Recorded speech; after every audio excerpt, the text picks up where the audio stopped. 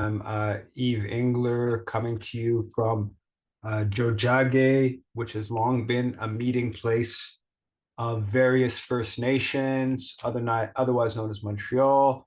The Canadian Foreign Policy Hour is a critical look at Canada's role abroad. Been doing this for about 112, 113 weeks. And there are lots of developments in Canada's international affairs. So I think I'll get right to it. Hope it's nice, warm where everyone is tuning in from. First of all, Rwanda, it looks like, attacked a displaced persons camp near Goma in eastern Congo, and they're right up onto Goma.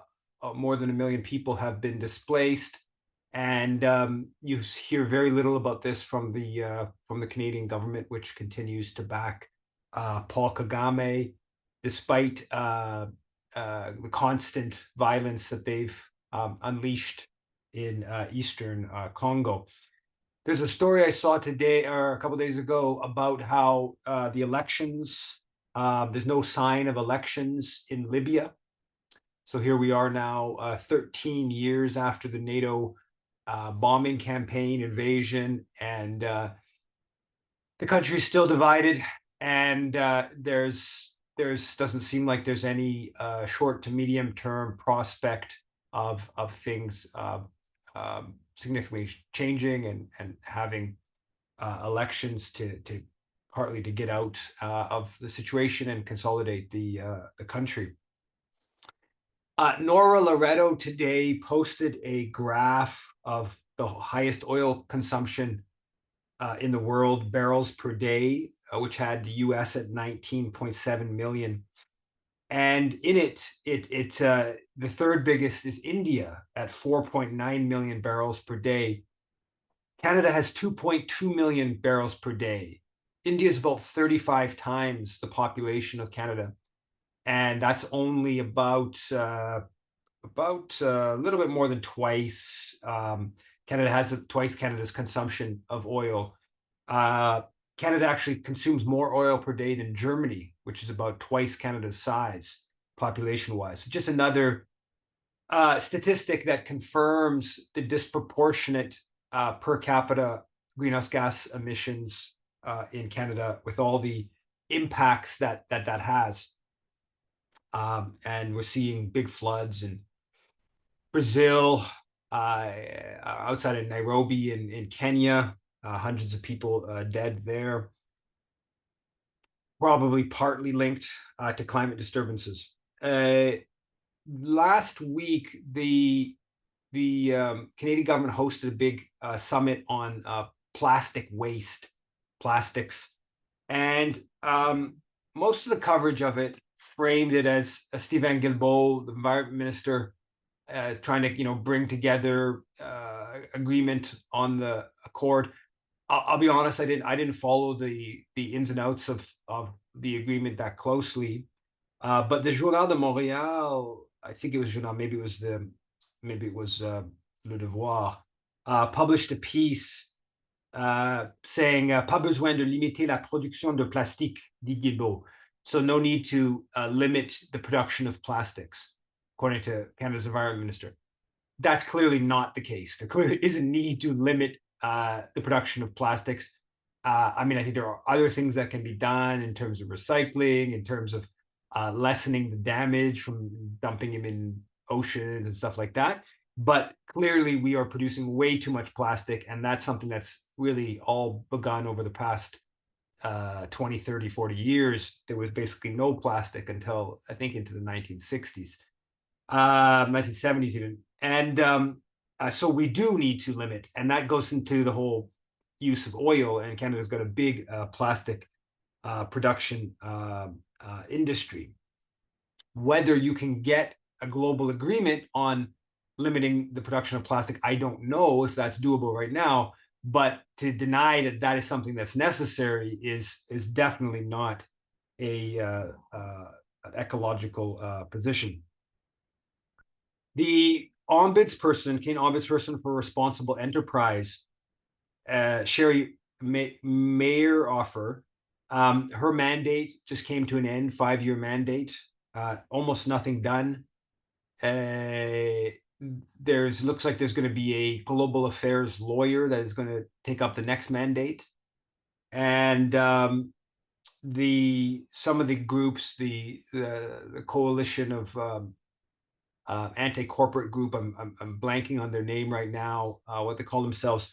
They're calling for this to be the opportunity to reassess the mandate, something I of course agree with. At least give her the power, or him, the new ombudsperson, the power to compel companies to provide documents, which they're not able to do as of now. Yeah, I mean, again, as we've mentioned in previous sessions, the main issue is that there is very little power that this ombudsperson has to either compel companies to provide documents, evidence, or to bring any sort of punishment, specifically ending Canadian support, government, diplomatic, expert development Canada support for companies found to be responsible for significant abuses. So it's more of an advisory position rather than an independent ombudsperson position, and that should change. And it should focus mostly on Canadian mining companies, which was the initial initiative. The Ottawa Citizen published, Puglisi and the Citizen published a piece saying that production or construction on the 15 surface combatant naval vessels that Canada's purchasing is going to begin in June. And now we're talking about $100 billion. They're talking about now. The last estimate by the parliamentary budget officer was 84 billion, but Puglisi is saying now we're talking about 100. That's upfront, plus the whole life cycle, which would be about 2.5, 3 times that. So we're talking about possibly as much as 100 billion upfront and 300 billion over their life cycle. Just insane amounts of money. But as of now, the government is moving forward with this, and this is, of course, to add Canada's capacity to participate with the U.S. in gunboat diplomacy, in intimidating countries globally. There was a World Media Freedom Day a couple of days ago. A number of people pointed out that Canada said nothing about Julian Assange. Today's Globe and Mail had a 2-page pullout, or whatever you call that, the middle 2 pages of the paper, was titled "At War with the Censors." And it was all about how during World War II, the head of the Globe and Mail, the owner of the Globe and Mail, McCullough, who made his money in mining, apparently, he almost got thrown in jail for the paper defying the censors. And they go through it a bit about this wasn't like really, I don't know, moral, let's call it moral criticism of there was, we're doing something wrong during World War II. We can debate whether that was true. World War II is probably the only morally justified war that Canada's been in, but it was about the way the war is being fought, specifically around dispatching Canadians to Hong Kong and that horrible disaster where most of the 2,000 Canadians dispatched to Hong Kong in a futile bid to protect the British colony from Japanese were either killed or captured. And but he's almost thrown in jail. And the story just goes through it. It's kind of interesting details, but it's just a reminder that there was official censorship during World War I, during World War II, and censorship in theater during the Korean War. And I think that's something that doesn't get talked about enough. And they also talk about how the censorship kind of was playing out during World War II, and how it was the sort of the chumminess of the censors working with the leadership of the newspapers. And I think that in some senses that obviously the official censorship during Afghanistan or Libya or first Iraq War that didn't exist. But the other process, this process of chumminess with newspaper reporters, editors, owners, etc., that process is much more elaborate, I would think, today. The military has really worked hard at that, the whole business of embedding reporters with units and stuff like that. That plays a role. The Financial Times reported on the fact that the US and Canada are pushing within the G7. There's a divide within the G7. US and Canada are pushing to have Ukrainian assets taken over and given to, Russian assets taken and given to Ukraine. Now, this is something that's obviously, it's easier for those countries because they have fewer of the Russian assets, and so there's less liability. But the Japanese, the French, the Germans, Italians, and the EU are much more cautious on this question.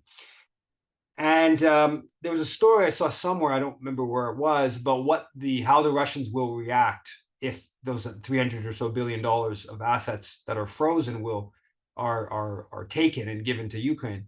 And they basically talk about how Russia doesn't really have the ability to do a quid pro quo because there's not enough foreign assets in Russia, not as big a sum of money, but there's lots of assets that they still have access to controlling and taking, and that the expectation would be that Russia would, if $30 billion of Russian assets were taken by Italy, let's say, and given to Ukraine, that Russia would be able to, take 15 billion of assets that would effectively be from, Italian companies or the like.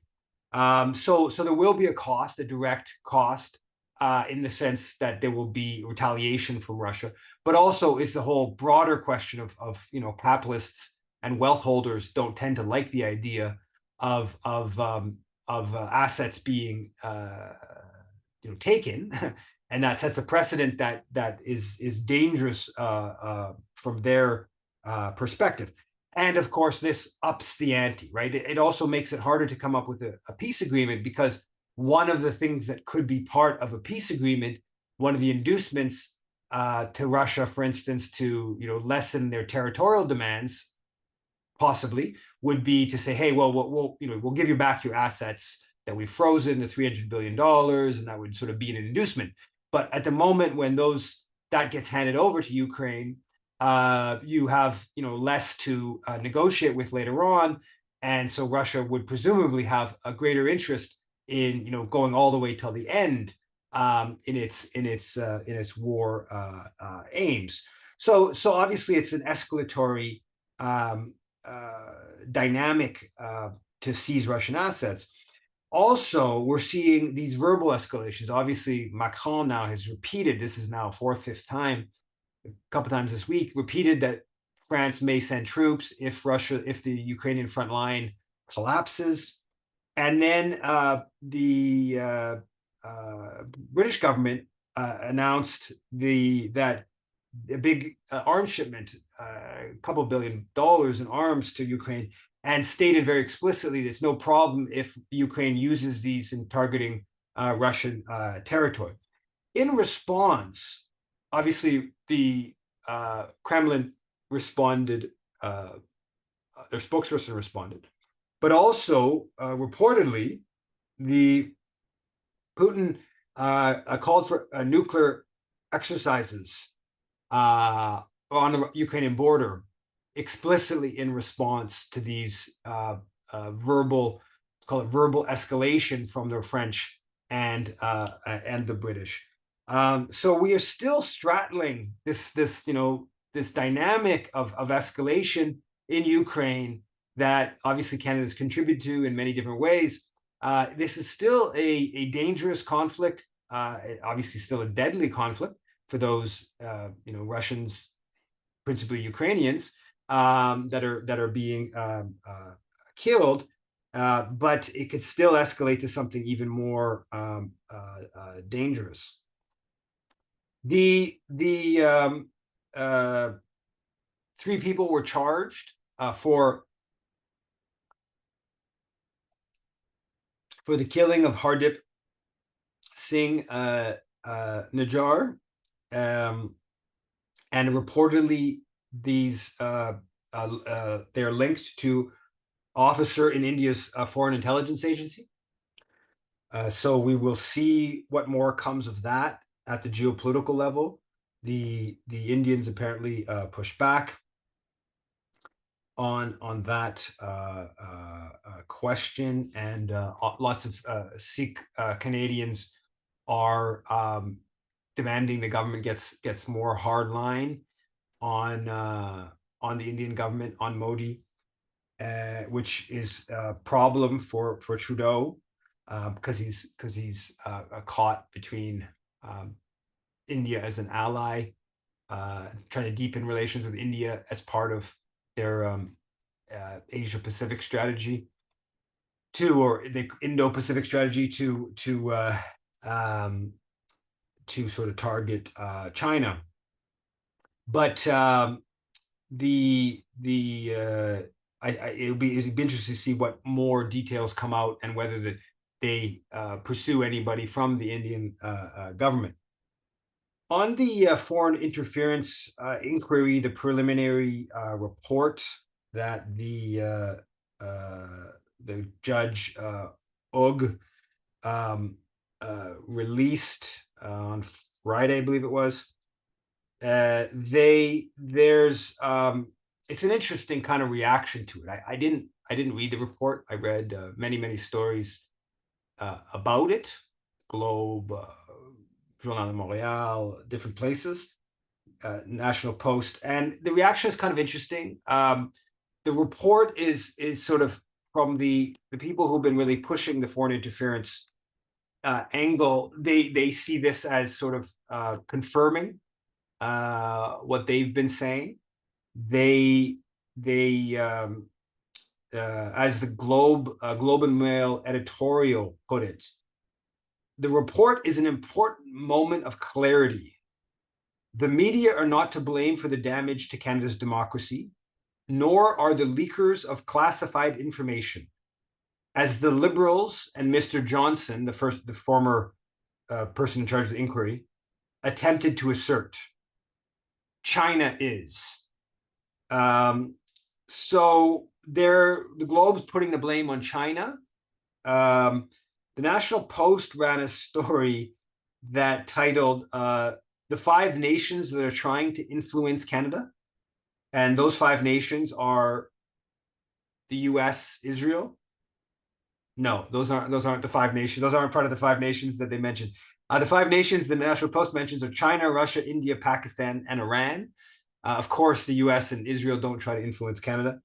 But so I thought that was kind of funny. I think you can make a case that China is a powerful country that tries to influence Canada.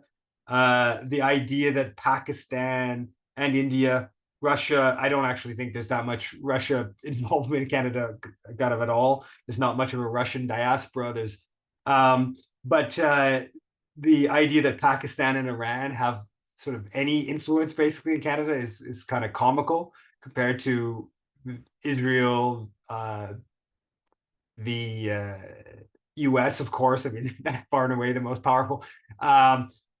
Not to mention UK, France. I mean, there's just so many ways in which either, biking by here, the German is the Goethe Institute, not a couple of blocks away. I was just telling my son about the German Institute.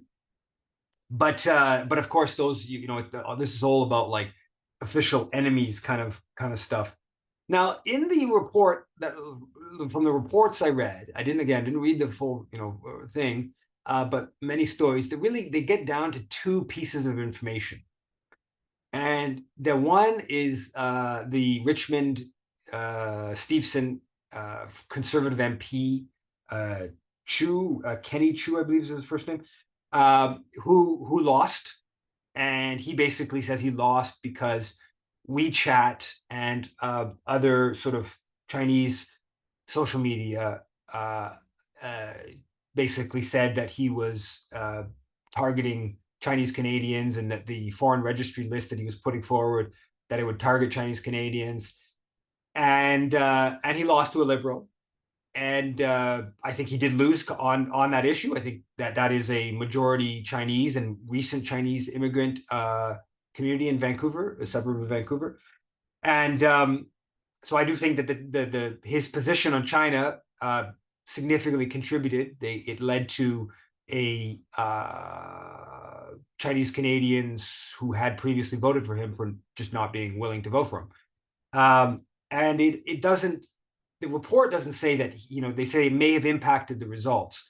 It doesn't confirm anything, doesn't sort of prove anything, but it says that, with what's known, that this campaign, but it's a little bit the clarity of China's role. I mean, meaning the Chinese government's role in directing the WeChat and the Chinese social media on this is a I think more complicated a question than is sort of presented.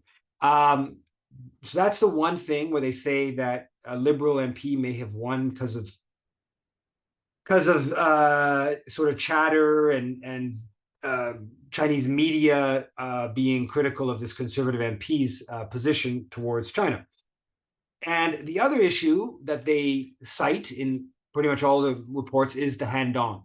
And in his, I'm forgetting the name of his riding there in Toronto, but that Han Dong in the Liberal leadership race, that he was that the Chinese consulate helped him, and the whole business of possible busing of international students, Chinese international students.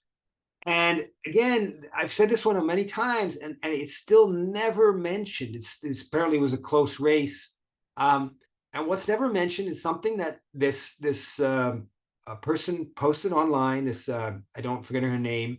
She's associated with the Macdonald-Laurier Institute. This Chinese Canadian, very anti-China Chinese Canadian, and she pointed out that Han Dong's main competitor in the Liberal leadership race was somebody who had basically the same views of China as him, i.e., they weren't hostile to China like the dominant media would want.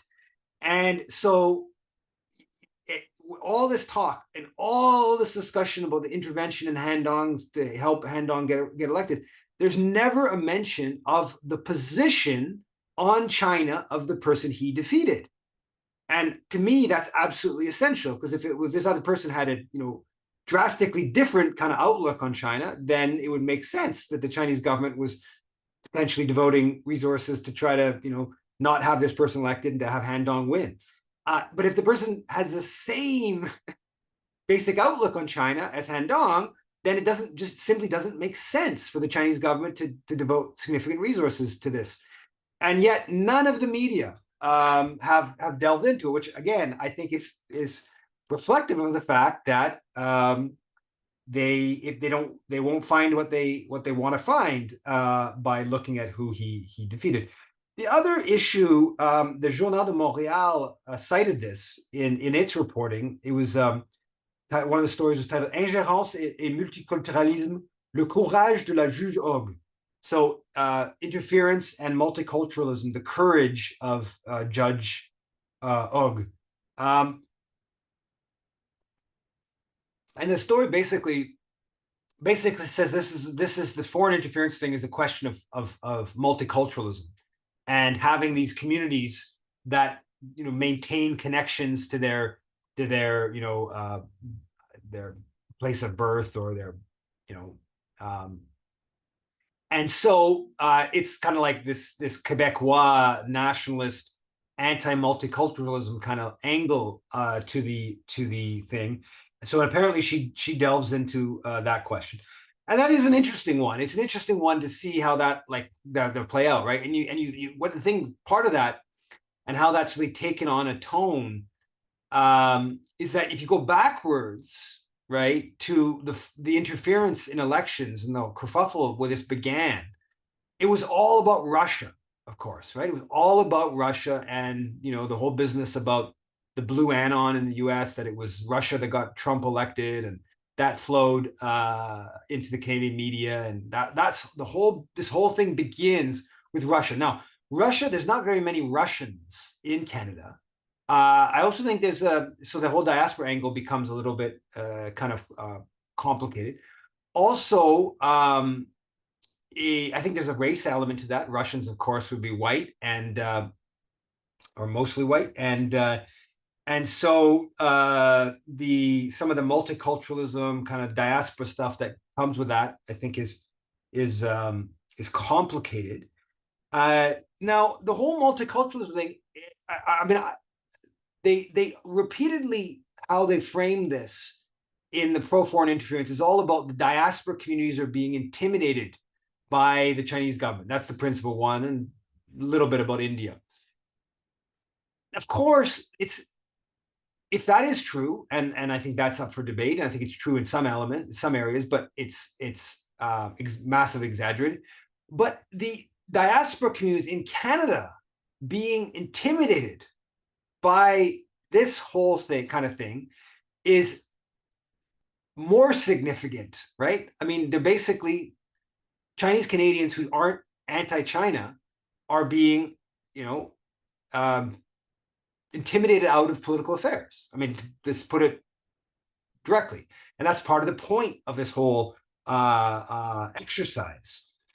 And so the whole question of diaspora, then it also opens up this whole question of Canada and its foreign policy and diasporas, right? Which I think I brought up in previous one, but I feel like it's something that's quite fascinating and not sort of discussed enough. And my simple thesis, and it's much, much more complicated than this, but my simple thesis is that as a general rule, diasporas become subsumed by Canadian imperialism, and they become agents of Canadian imperialism. So, like in the case of Haiti, which I've actually followed, obviously the principal opponents of Canadian imperialism in Haiti are left-wing diaspora, Haitian diaspora individuals, groups, whatever.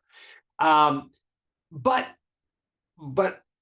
more significant of a story, or more numerically important, is the fact that Haitian diasporas become connected into Canadian foreign policy and become agents of Canadian imperialism in Haiti. And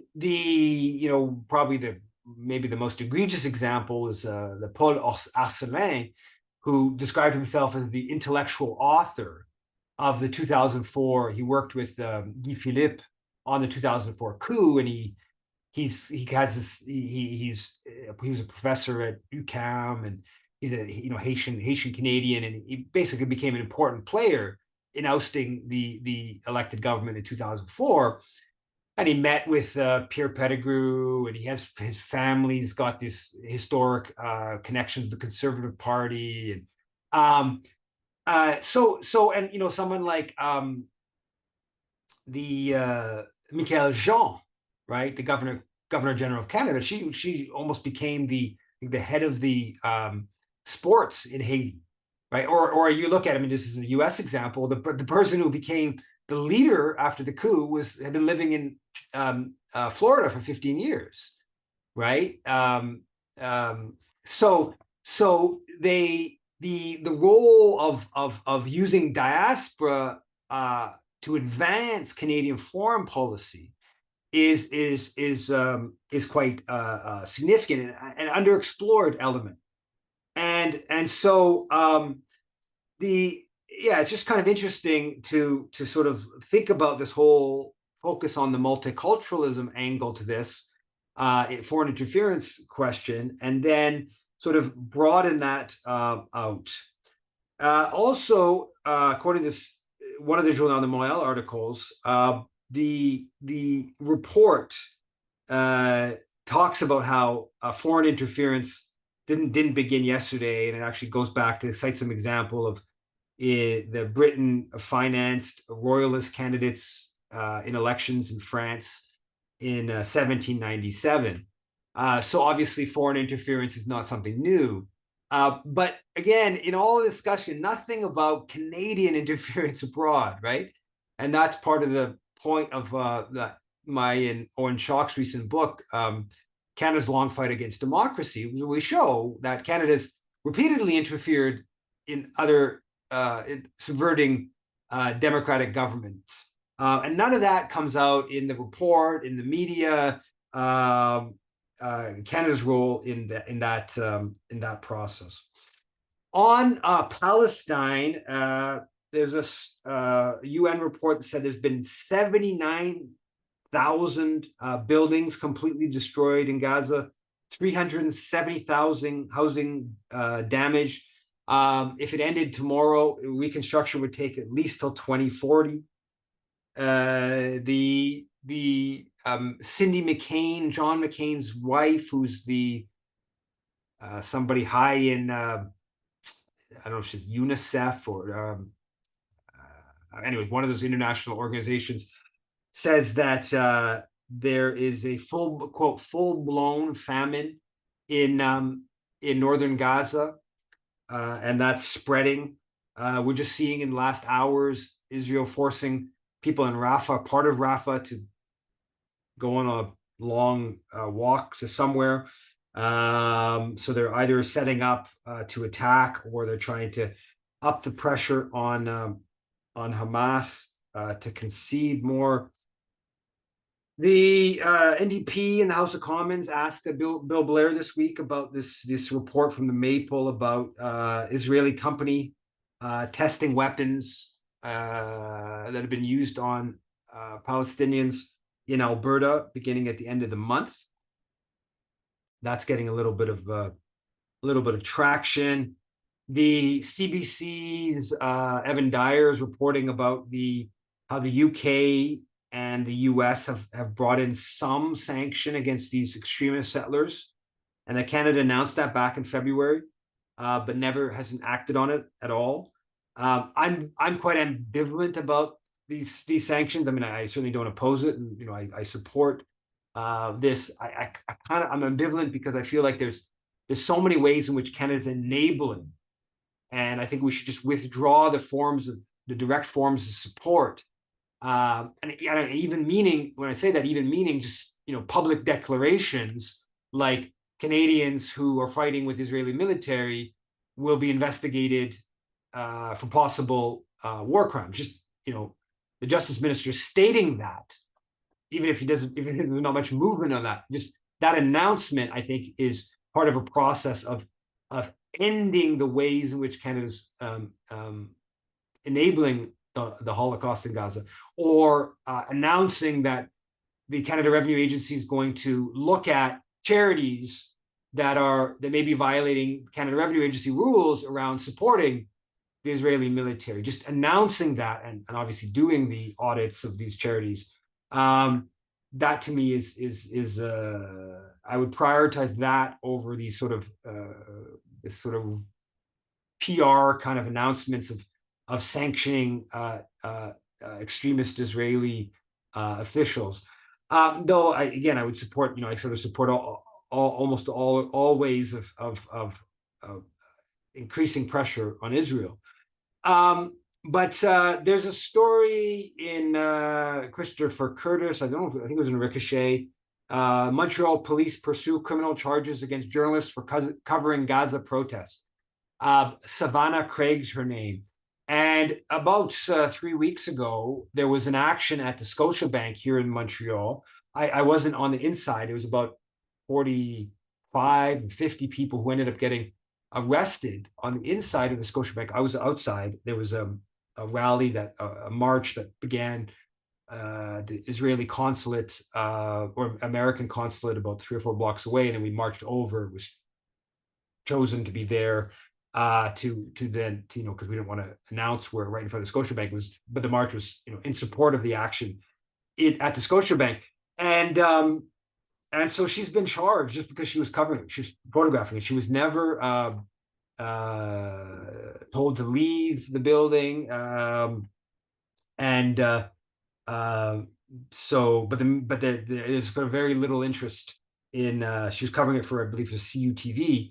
There's very little interest in this by the broader media, even though this is an attack on press freedom. The city of Vaughan, on the suburb of Toronto, for their Jewish Heritage Month, they have the Israeli flag.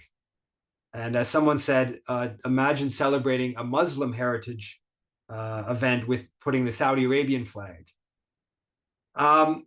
Today or last night, some point overnight, is the Yom HaShoah, commemoration of the Nazi Holocaust. And today, or actually maybe it was put out yesterday, the Trudeau government put out a statement announcing it. And it says, quote, "This year, Yom HaShoah comes as Jewish communities are still reeling from Hamas's brutal October 7 terrorist attacks against Israel. The deadliest day for the Jewish people since the Holocaust and the subsequent disturbing rise in anti-Semitism in Canada and around the world. Canada unequivocally condemns Hamas's attacks, anyone who glorifies their indefensible actions, and the unacceptable acts of anti-Semitic violence that have targeted Canada's Jewish community." So this is absolutely crystal clear. Commemoration Nazi Holocaust and protecting Israel from criticism are just being totally linked in by the Trudeau government in its press release. And a number of articles in National Post and Saturday's Post kind of did the same thing. As one headline was, "There is life after this. Holocaust survivors reassure October 7th survivors." So a whole bunch of these types of stories being pushed. In the press release that the Liberals put out, they said that they announced $90.5 million package of measures from budget 2024 to combat anti-Semitism, preserve Holocaust remembrance, educate against Holocaust denial and distortion, and protect gathering spaces for Jewish people. Now, if you go through and you look at the money, they put a bunch of money into millions of dollars. Another thing, added $5 million. They already put $20 million to the Montreal Holocaust Museum. And the Montreal Holocaust Museum is moving from out in the predominantly Jewish neighborhood to Saint Laurent Street, just off of downtown. And that's the Montreal Holocaust Museum, though, is also a big proponent of the International Holocaust Remembrance Alliance definition of anti-Semitism, and it criticized the city council, the Projet Montréal, when they didn't adopt it. So the Montreal Holocaust Museum, not just at the sort of general level, but at the more specific level, has inserted itself as a pro-Israel organization. Okay, and so a bunch of this funding goes to these Holocaust museums. Also, a bunch of this money goes to the federations, the Jewish federations.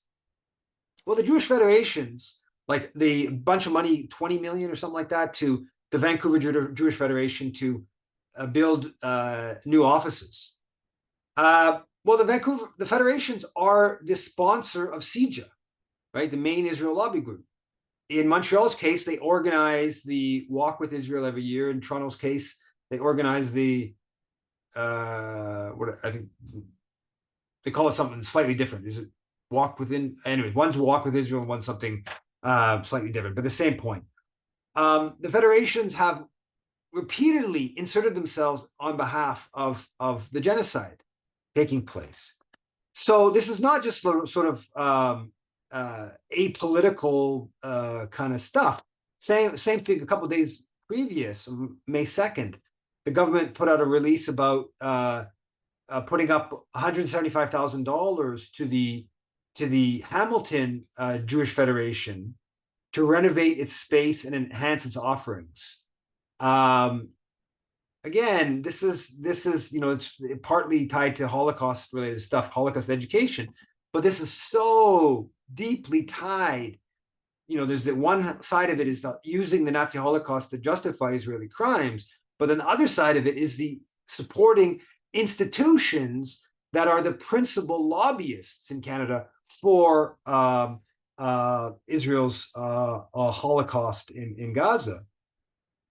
Today also, B'nai B'rith put out its anti-Semitism report. They claim there was a 109% increase in 2023 5,791 incidents. Obviously, I guarantee you, if you go through it, many of the incidents are just about pro-Palestinian.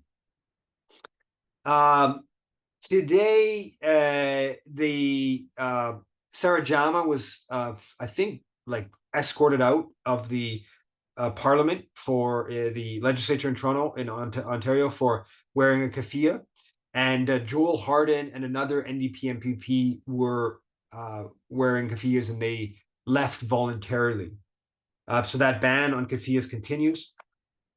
The police apparently, according, I want more detail on this, but they arrested, as the headline in the National Post, Terry Glavin has been going on this issue for a long time. It says, finally, a terrorist sympathizer is arrested. And the Vancouver police arrested Charlotte Cates, the coordinator for Samidoun. Terry Glavin's been going after her for a long time, her and her partner. And I'm not sure of more of the details on that. That's definitely something that's concerning and should be followed.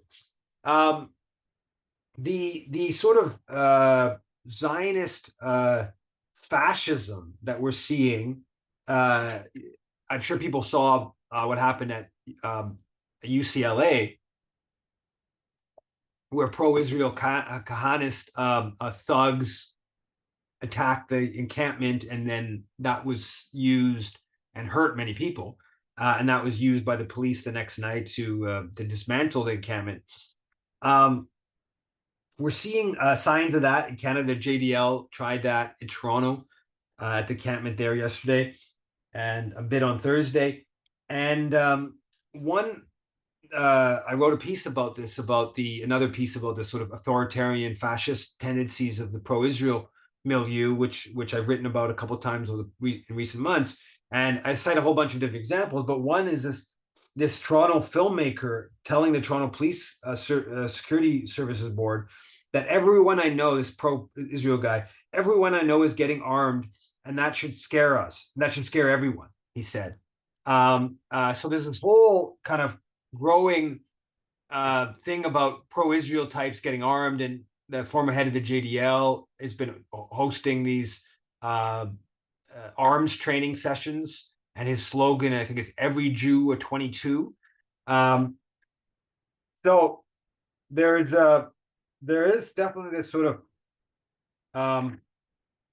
fascistic-y kind of dynamics. I mean, there's many dimensions to it, of course, calling for the police to suppress demonstrations, calling for police to dismantle the encampments that we're seeing from people like Housefather and Levy. And anyways, people could take a look at that piece I published on my site that has a bunch of these details in it. Now, Jeremy Levy, as part of Jeremy Levy is the mayor of Hampstead. And Hampstead, it's more than 3/4 Jewish. It's a Montreal suburb, inner suburb, totally bizarre place. It's got no real estate, or no retail, and no industrial in the municipality. It's all housing. Okay, and so it's very exclusive, and it was set up 100 years ago by rich WASPs,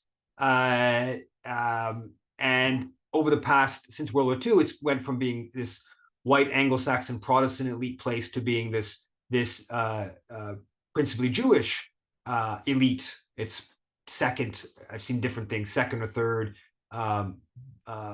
best off municipality in Quebec. After Westmount was the one thing I saw. I've seen sort of slightly different numbers on that. So this mayor of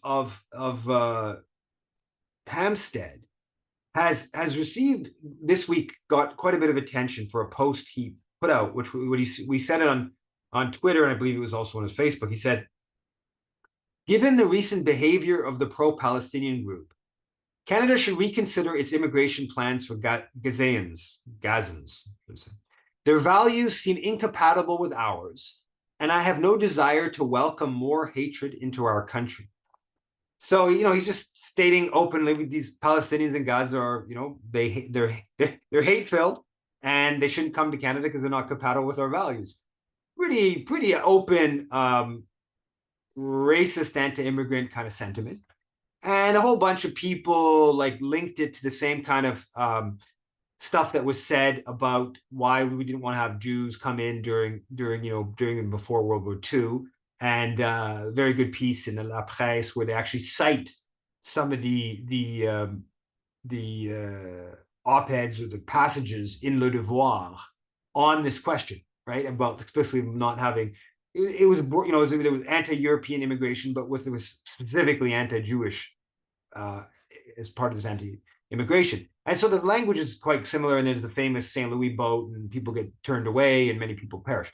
Well, the perishing question is an interesting one, right? Because there's been not a single person has come in from Gaza, refugees. Now, apparently the government's now saying 179 who have been able to escape Gaza are been approved to come to Canada.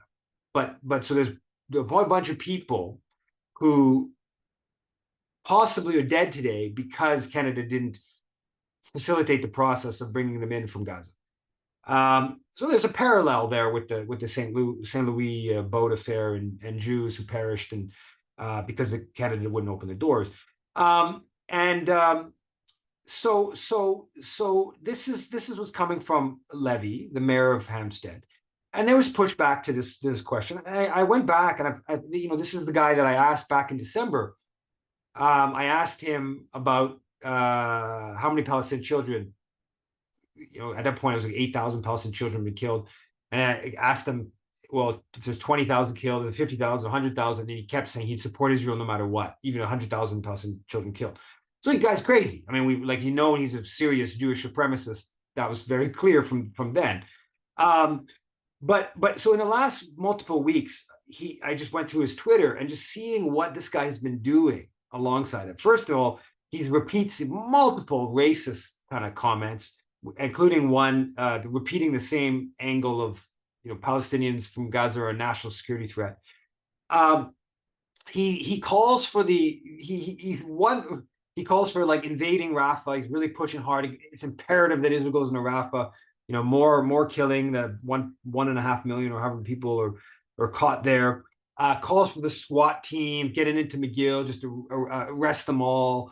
One passage he shares his video of cops in the States arresting somebody really violently and says, this is how they deal with the woke trash in Florida under DeSantis.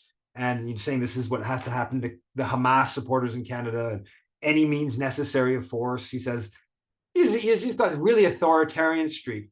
The one thing I found just totally startling, so he says that these Palestinians can't come to Canada because they mess with our values, they're incompatible with our values, and so but then he has this post from a couple of weeks ago of this rabbi in Hampstead who says that Jews aren't just indigenous to Palestine. That's not just their right to it is not just based on indigenous. It's that God has given them the land.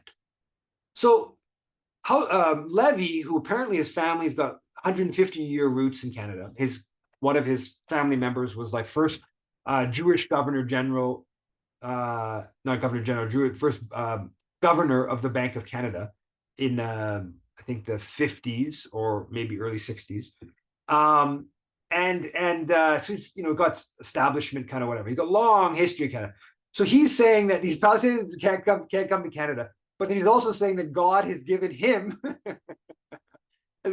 Palestine. And it's just kind of stuff, is mental gymnastics that I don't really understand how this wouldn't be so obvious. Joshua?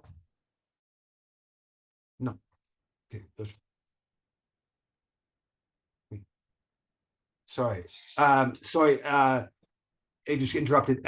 So this is mental gymnastics that he's this mayor of this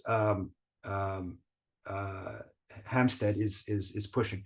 Now I've gone on a lot longer. This took me a lot longer than I expected it would. So I'm gonna have to try to hurry through some of these last parts. I think I might skip this now. And the whole Hampstead thing is it's a I stated this in a piece and I got very criticized for it, but I think it really does reflect the moral abyss, as I put it, of large swaths of Canada's Jewish community.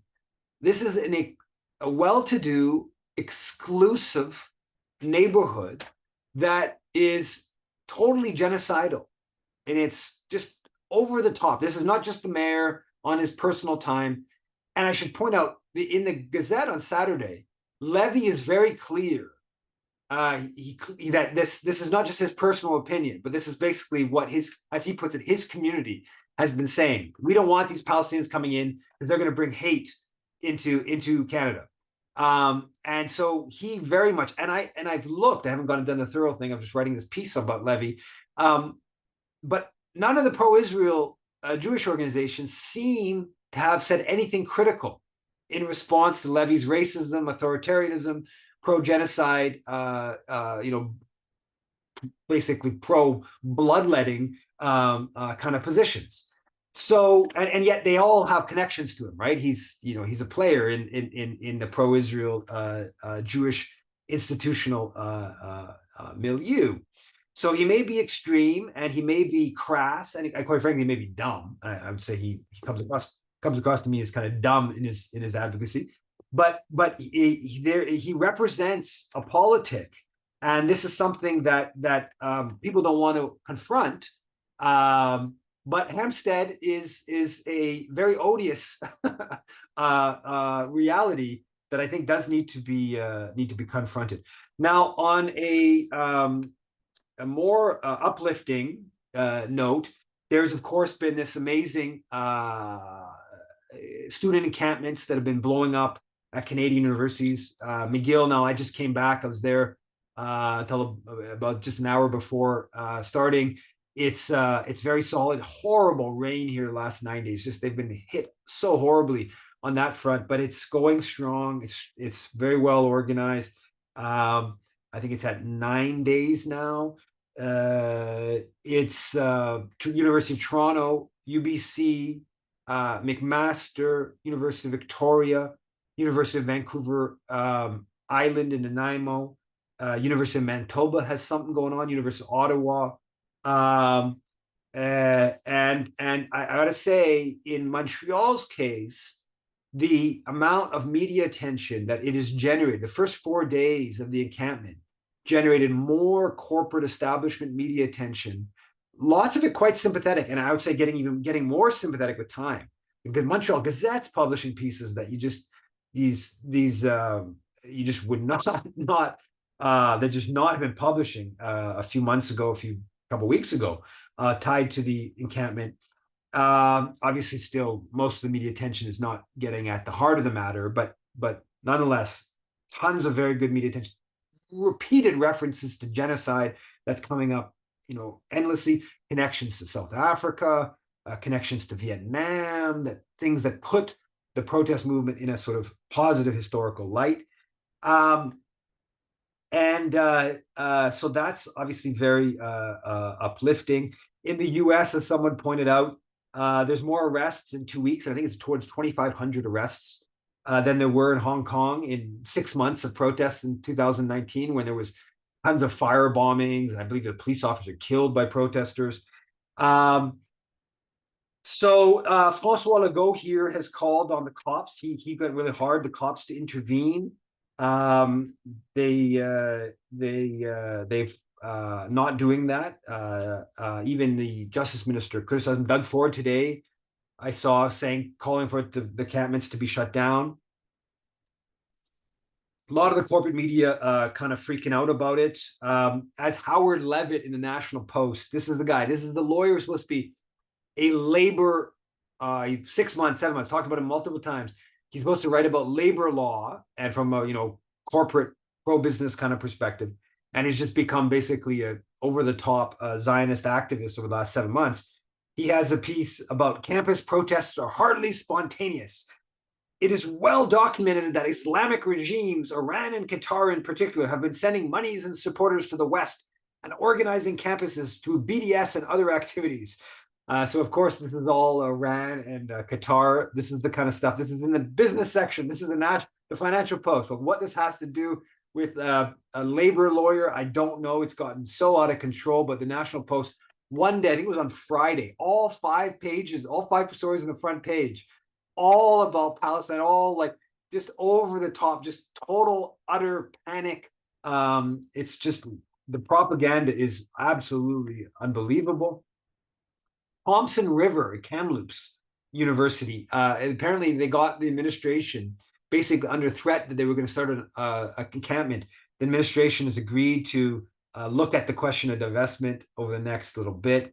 So we'll see where this goes, what the campus is. McGill is going to fight tooth and nail not to go with any sort of divestment. But I think there are some possibilities getting some in the short term, some agreements. We're seeing that Brown University in the States, I think was UC Irvine, I believe, has made some sort of agreement to set up something that looks like it could go down that path. And then I guess just to finish off, the Maple has a story today. Palestinian protests outside the Canadian representative office.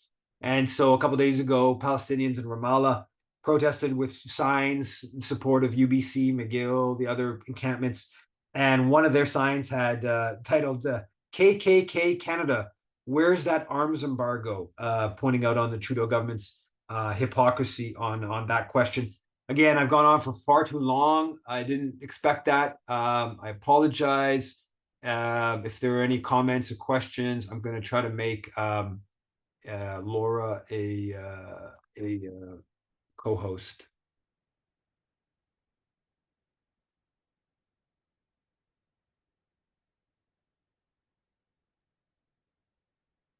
So I've made you co-host, Laura, and I've go ahead, Larry.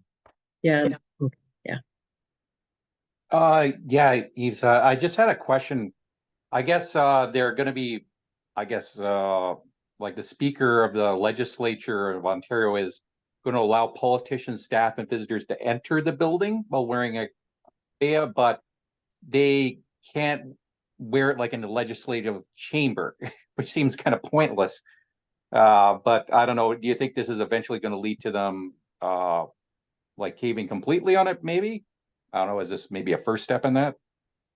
I think they will eventually cave. I don't know if they'll do that in the next little bit. I would like to see the NDP go all in on this and force them to take them out and stuff like that. But I think they will eventually cave on this, my guess. Okay, John, go ahead. Yeah, a couple of things. Yeah, the rules of the chamber in Ontario are you can't bring political symbols into the chamber, which is why, which is the argument, ignoring that the keffiyeh is a cultural symbol, not a political one.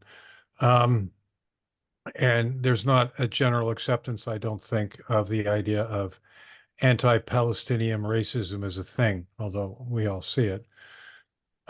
Just on the point you raised earlier, I bought this in the chat, but there's a new-ish book called Elite Capture that talks about how the full title, Elite Capture: How the Powerful Took Over Identity Politics and Everything Else. It's a short but powerful read that I recommend to everyone. There's a raft of these books recently, including Norman Finkelstein's, on how the identity politics is being used both to divide the working class and as a tool for co-option into the elites. And I think that's a dangerous tendency. And the last thing, sorry, in the chat, there's a lot of talk about Levy. I think he's actually representative from when I lived in Montreal, if it hasn't changed that much, of Hampstead. So he is the democratically elected representative of a heinous group of people. And so the correct response to that is to organize civil society from below, not to call for his ouster by any kind of dictatorial or bureaucratic or mention from above, because those same tools will be used much more quickly if there's ever a socialist elected. So As always, the answer is solidarity and organizing. Thanks, Steve. Sure. Yeah, and I think with Levy, I mean, I kind of sort of appreciate him. I think he's Yeah. something that pro-Palestinian kind of milieu we should be He holding. says the quiet stuff out loud, right? Yeah, and so that I think there are lots of people, and you know, I got a lot of pushback from this piece 3 weeks ago, Independent Jewish Voices chat, where people basically call me an anti-Semite for the piece from 3 weeks ago, where I you know, look at Hampstead and I look at how it reflects, and I'm going to repeat this again, the same formulation. The moral abyss, what's the exact wording I use? Anyway, moral and political abyss of large swaths of Canada's Jewish community. I don't know how there's any way around that, right? This is a community that's been in Montreal for a long. This is not a new community. It's the political equivalent of the German Bund in the 1930s. And until that's formulation is understood, I think you're going to keep running into that response. Yeah. Okay, Catherine, go ahead. Hi. Yeah, thanks. I just was wondering if others had watched Trudeau and Poilievre's speeches about the Holocaust Remembrance Day today, because it was you talked about the statement, Eve, a bit, but I found it horrifying. Trudeau, for instance, defined Zionism as self-determination for Jewish people, and really kind of lit into protesters and said, you know, anything criticism, you know, being against Zionism is anti-Semitic, and then Poilievre actually and it was Trudeau and then Poilievre, so there was, you know, they weren't contradicting each other, but Poilievre went as far as he talked about the twin evils of National Socialism and communism, and and how the terrible things of the 20th centuries are coming back to haunt us now. Anyway, it was quite awful. But I was also wondering if on the other subject of the campus protests and encampments, has anybody heard if there's any plans to set up an encampment anywhere, like in Halifax or anywhere in the Maritimes? I haven't. If anyone has, either post your hand or put it in the chat. Go ahead, Yuri. Can you hear me? Yep. Okay, perfect. Well, I have to ask this question, and I'm not trying to start, like, you know, a new civil war. I think there's a lot of fighting that goes on between the left, which I think needs to be parked. But I do have to ask this question, Eve, about Norman Finkelstein, who I'm just gonna say, like, I respectfully disagree with him on the whole, like, identity politics. Although I do think that, like, we do have to fight against that weaponization. But I just disagree with his thesis on it being as big as a problem as he was arguing that it was. But I do have to ask, what did you think of his speech to the protesters at Columbia University? And and because Norman's not Norman doesn't believe in the one democratic secular state solution. And I just have to ask, you know, what do you think of some of our heroes who are being asked a lot to speak on Israel-Palestine, but many of them, including Professor Noam Chomsky, don't advocate the democratic secular state solution, which I think it's either that or, you know, forget it. And so I'm curious your response to that. And and also, what do you think? And also, what do you think? Congolese, the solidarity work for the Congo. What do you think that movement needs to do to sort of get on the level of on the level of like Palestine solidarity and so forth. Yeah, I mean, I personally am very agnostic on the whole two state, one state. I kind of like stay out of, I don't have like a particular, I don't have a particular opinion in that I can say what I think. It's, equal rights, it's a small piece of land, but that's, I don't know that my opinion on that matters that much kind of one way or another.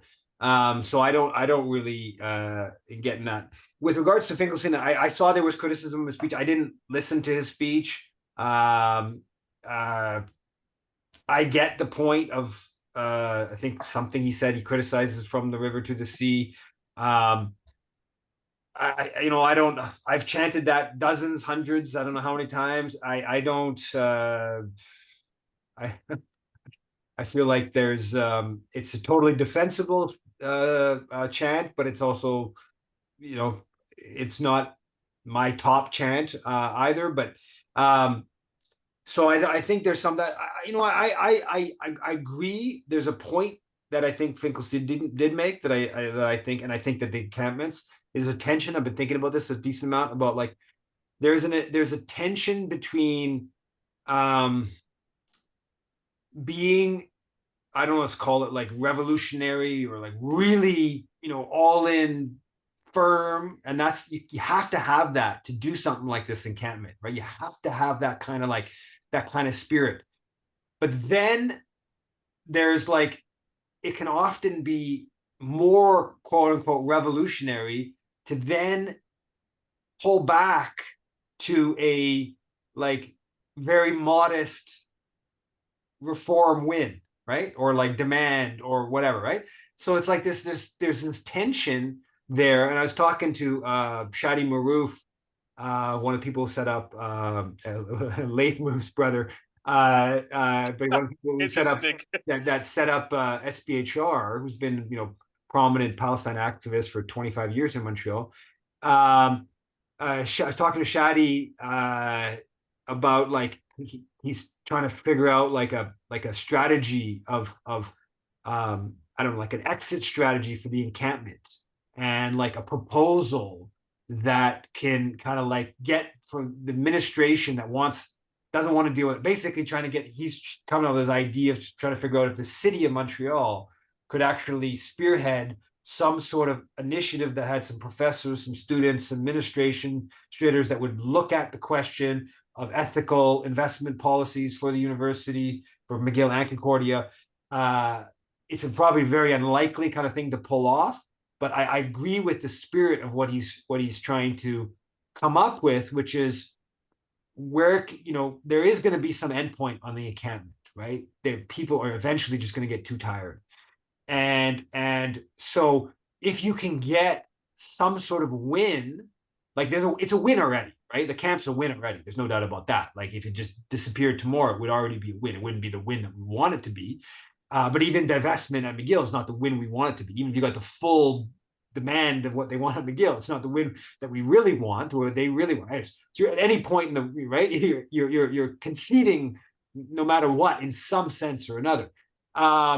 So, but how do you sort of like marriage that that activism and all that fire and that like hard line kind of stuff, and then kind of bring that into the sort of practical political thing? And I think, I think this, some people might consider this conservative in one sense, but I think it ultimately is true, is that if you can get a practical win, you are actually, that's more revolutionary because you have the potential of, maybe you're not getting the full demand that you want, but you can, not always, but I would say more often than not, you would be strengthening your movement. You'll be strengthening. So if Finkelstein makes some point, I don't know, this is what I just inferred from somewhat some people said online. I didn't listen to his speech, but that he was kind of like making the point that yes, this is totally wonderful what you've been doing. This is great. We're totally whatever. But then tried to make some point that sort of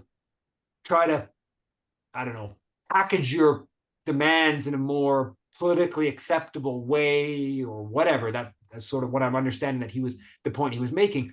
I have a certain degree of agreement with that, right? I think that type of that thinking has to be considered when you're doing something, well, doing any activism, but and I have a sympathy for Finkelstein's position on BDS. I've stated this one before. I think that Canada, and in the US even more so, is so deeply part of the Israeli supporting that, like, that the idea of sanctions is just like off in like sort of crazy territory. There's so many parts of just ending the ways Canada enables that you would move to before you got, and you would get big concessions from Israel before you got actual sanctions. And same thing with divestment, even though obviously what's happening in the campuses is really putting that forefront. Anyway, so there's some agreement, but I don't actually really know what he said, but I do think there's some important kind of like thinking that we should be doing, and I would say I would even take it not to be paternalistic, but I think that people who've been involved in political organizing on this kind of stuff, the people who are not actually don't have that fire to like tent out and do that thing, and I support the people camped at McGill, like whichever way they want to go with their demands. If they want to go all in all the way, I'll support them. I'll keep try to going on a daily basis and stuff like that. But I would simultaneously try to counsel that think through what you can get out of this, and maybe getting a partial win is actually going to be more empowering to the movement and to whatever from a medium term kind of perspective. What Eve, he had asked a question about the Congo. Oh, sorry, yeah, and yeah, I don't have any particular stuff with the Congo. I mean, it's like all things with activism. You just do the work, and you raise the issue, and you come up with different ones. Now with the Congo, the complication is, in this case, Canada's role is kind of many more steps removed. I mean, we are backing Kagame and Rwanda as it's instigating violence, but it's not at the scale of what we're doing with Israel, and the situation on the ground is more murky. There's, I think, really important historical context that we should be constantly, and I just did this today. Somebody posted about Canada's role in the DRC, and I posted that there's this Canadians helped conquer Katanga. Canadian missionaries played this really bad role during the harsh rubber extraction of King Leopold regime. Canada obviously assassinated Lumumba. There's that historical stuff we should be raising that, and there's a whole understanding the Congo's context today is not just about Rwanda's invasion. It's about 150 years of pillaging. So that's obviously we have to raise those kind of questions as well. I was just going to say, like with BDS, at least there's one part of it that people can feel empowered that they can do something. It's very hard for them to take on the whole thing in Canada of nonprofit status and of all these Jewish charities. But at least as we're seeing now that the boycotts with Starbucks and things like that is having a somewhat of an effect. So I think that just it's empowering because they feel like this I can do. And so that's why I support it. I don't like, now there is clear evidence that in Muslim majority countries that Starbucks, McDonald's, a whole bunch of stories in the business press just about I think it was Pizza Hut, and then another brand, that they're getting the boycotts are having substantive effects. There isn't clear evidence of that in North America. And honestly, the sort of list of like the boycotts is like boycott like all of the major corporate chains. I mean, right? Like I was just actually today at the encampment in McGill, they had a list. There was like things people were asking for, And then there was a list of please don't bring, you know, and there was like Starbucks, Tim Hortons, McDonald's. It was a list of 20 or something like that. I didn't, you know, sort of remember all of them. I don't, and I've said this about, like, you know, Ireland. I know in like Ireland, there's been efforts to like boycott Israeli, like citrus and stuff like that. And I think that in Ireland, that probably makes some sense. I don't think that makes sense in Canada, right? Like, you know, I was involved back in 2008, 2007, 2009, I forget the exact years, around the whole, there was like the Quebec Liquor Board, and they were bringing wines from the occupied Golden Heights. And there was a campaign of boycotting. Well, what effectively happened, unfortunately, is that the Zionists in Montreal, who didn't even know about these wines, went and bought, they sold out on this stuff, right? And like, so there has to, the context, like, these are the tactics have to fit within the context. And I'm not convinced that the personal boycotting of a whole bunch of these different major US based corporations, that the boycott kind of works that well in the North American context. But I mean, even if it's not effective, like what I was saying, is it gives people a feeling at least they're doing something, because it can get disheartening. Like the UNC encampment, it was quickly shut down after 3 days. And now, I mean, I don't hear anything. They didn't win anything that I can see in terms of the concrete demands. And now school's over. So, I mean, at least people feel, okay, well, what more can I do? Well, at least this one thing is within my power while I work for all those other things. At least I feel like that has some benefit. But I would push back on that a little bit, because I think there's been like a diversion of political energy and political thought away from things that act like the emailing of the Canada Revenue Agency, the campaigns that Just Peace Advocate have now instigated a bunch. CFPI has helped with some of them, but the emailing to the CRA about these charities that like are breaking the CRA rules, and the CRA has like you know, it's got independence. I mean, obviously it's under, you know, there's only so much independence, but like it does have a, you know, seemingly has some independence, and so it can pursue these audits, and it can revoke, or it can actually make life difficult for these charities. And so like there's been too much political energy and intellectual thought and whatever about some of these boycott campaigns that I think have taken away from, now the area on the whole BDS movement that I think has been successful, before you go back, you know, in over the past 10 years, I think the campaigns around the artists, international campaigns of pressuring international, you know, pop music or whatever from going, that has had some success, and it's rattled Israel. It has had the effect of making Israelis, like, reminding them that they're, you know, the world's not happy with the mistreatment of Palestinians. And so I think that's an area where there has been some, you know, success. I'm not you can't, boycotts that include too many targets aren't successful. Right. Well, the actual main BDS campaign, they actually restricted to a few companies. They kind of take your position, but it's got extended now, other companies by a lot of other people. But the formal BDS campaign, that's not what they do. Anyway, I think that's it for the questions. Thanks, Eve. Thanks everyone. Same time, same place next week. Take care.